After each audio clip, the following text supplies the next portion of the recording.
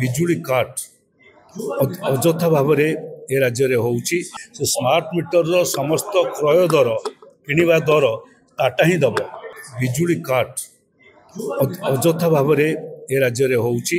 ଏପରିକି ମାସକରେ ଆମେ ଯଦି ହିସାବ କରିବୁ ମାସକରେ ପାଖାପାଖି ଗୋଟିଏ ଦିନ କଟି ଯାଉଛି, ବିଜୁଳି କଟୁଛି। ଅର୍ଥାତ୍ ପ୍ରତିଦିନ 2 ଘଣ୍ଟା ଘଣ୍ଟାଏ 1.5 ଘଣ୍ଟା ମିଶାଇ ଦେଲେ ସାରା ମାସକ ଭିତରେ ଗୋଟାଏ ଦିନ କଟି ଯାଉଛି। 24 ଘଣ୍ଟାର ଇଲେକ୍ଟ୍ରିକ୍ କଟୁଛି। ଆମେ ତୁରନ୍ତ ସେ ଇଲେକ୍ଟ୍ରିକ୍ କଟିବା ବନ୍ଦ ହେଉ, ଅଘୋଷିତ ବିଦ୍ୟୁତ୍ କଟିବା ବନ୍ଦ ହେଉ। ମିଟର ବସିବା ପାଇଁ ସ୍ମାର୍ଟ ମିଟର ବସିବା ପାଇଁ ଯେଉଁ ଜିଦି ଧରିଛି ଟାଟା, ସ୍ମାର୍ଟ ମିଟର ବସୁ, ଆମର କିଛି ଆପତ୍ତି ନାହିଁ। ସେ ସ୍ମାର୍ଟ ମିଟରର ସମସ୍ତ କ୍ରୟ ଦର କିଣିବା ଦର ଟାଟା ହିଁ ଦେବ।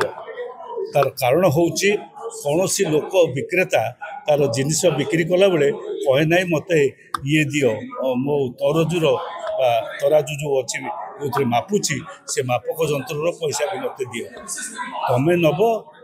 ତେଣୁ ଟାଟା ସେ ନେଉ ଇଏ ମିଟର ବସଉ, ସ୍ମାର୍ଟ ମିଟର ବସଉ, କିନ୍ତୁ ସ୍ମାର୍ଟ ମିଟର ବସେଇଲା ବେଳେ ଯାହା ଖର୍ଚ୍ଚ ହେବ ସେ ଖର୍ଚ୍ଚ ଟାଟା ଦେବ। ତୃତୀୟ କଥା ହେଲା ପ୍ରତ୍ୟେକ ଲୋକଙ୍କୁ ଯେଉଁ ଯୋଗାଇ ଦିଆଯିବ, ନୂଆ ଲାଇନ୍ ଯୋଗାଇ ଦିଆଯିବ, ସେଥିପାଇଁ ଯେଉଁ ଖର୍ଚ୍ଚ ଅଟକଳ କରିଛି ବା ହିସାବ କରିକିରି ଟାଟା ନେଉଛି ତାର ଅର୍ଦ୍ଧେକ ସରକାର ବହନ କରନ୍ତୁ। ସରକାର ଏଇଥିପାଇଁ ବହନ କରନ୍ତୁ କାରଣ ପରବର୍ତ୍ତୀ ଅବସ୍ଥାରେ ଧରନ୍ତୁ ମୁଁ 10ଟା ଖୁଣ୍ଟ ପକାଇ ନେଇଥିବି, ମଝିରେ ଆଉ 2 ଜଣ ଆସିଲେ, ସେ 2 ଜଣ ନେବେ। ତେଣୁ ସରକାର ବହନ କରନ୍ତୁ।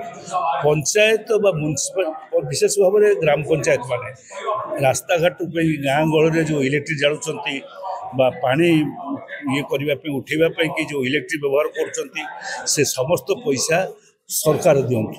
ଗ୍ରାମ ପଞ୍ଚାୟତର ଜଳ ଯୋଗାଣ, ଗ୍ରାମ ପଞ୍ଚାୟତରେ ବିଦ୍ୟୁତ୍ ଯୋଗାଣର ସମସ୍ତ ପଇସା ମାନେ ଷ୍ଟ୍ରିଟ୍ ରାସ୍ତାର ବିଦ୍ୟୁତ୍ ଯୋଗାଣ, ମୁଁ କାହା ଘରର କଥା କହୁନି, ରାସ୍ତାର ବିଦ୍ୟୁତ୍ ଯୋଗାଣ ସରକାର ଦିଅନ୍ତୁ। ଏ କଥା ଆଜି ଆମେ ଦାବିରେ ରଖିଛୁ। ଆମେ ଆଶା କରିବୁ ସରକାର ଆକୁ ସହଯୋଗ ଦେବେ ଏବଂ ଏ ମଧ୍ୟରେ OERC ମଧ୍ୟ ଗୋଟେ ଦେଇଛନ୍ତି, ନୋଟିଫିକେସନ୍ କରିଛନ୍ତି, ସମସ୍ତ ଉପଭୋକ୍ତାମାନଙ୍କର ଠାରୁ ଆହ୍ୱାନ କରିଛନ୍ତି ତାଙ୍କର ଅସୁବିଧା। ମୁଁ ଆଶା କରିବି ସେ ତାକୁ ପାଇବେ, ସେ ଅନୁସାରେ କାର୍ଯ୍ୟାନୁଷ୍ଠାନ ଗ୍ରହଣ କରିବେ।